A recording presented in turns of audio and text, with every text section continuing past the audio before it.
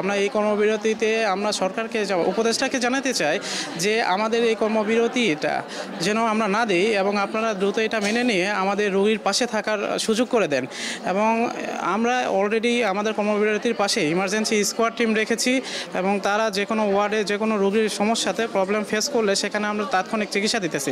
তাছাড়াও আমাদের emergency, dialysis, ICU এবং ক্রিটিক্যাল এরিয়া যেগুলো আছে এগুলো কর্মবিরতির আওতামুক্ত আছে। কর্মবিরতির মূল উদ্দেশ্য হচ্ছে এক দফা দাবির বাস্তবায়ন। আমরা এক দফা দাবির পরিপূর্ণ বাস্তবায়ন এখনও দেখি নাই। আমাদের ডিজিএনএমের যে পরিচালক এবং মহাপরিচালক, অতিরিক্ত মহাপরিচালকের পদগুলোতে এখনও নার্সদেরকে সম্পূর্ণভাবে পদায়ন করা হয় নাই।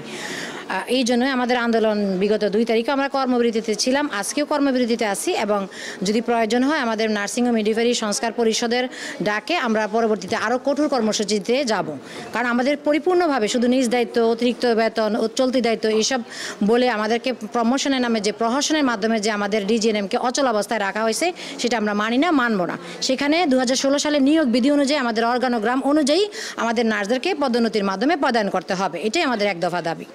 আমাদের এই দাবি যদি মেনে নেওয়া না হয় তাহলে অদূর ভবিষ্যতে আজকে 4 ঘন্টা কর্মবিরতি আছে, সারা বাংলাদেশে অদূর ভবিষ্যতে শাটডাউনে আমরা চলে যেতে বাধ্য হব। আমরা চাই না আমাদের এই শাটডাউনে যাইতে, কিন্তু তারপরেও আমাদের দাবি মেনে নেওয়া না হলে আমরা দাবি শাটডাউনে যেতে বাধ্য হব। অতঃপর এই অবস্থা থেকে পরবর্তী কোনো দুর্ঘটনা ঘটলে থাকলে সেটার জন্য অবশ্যই আমলারা দায়ী থাকবে।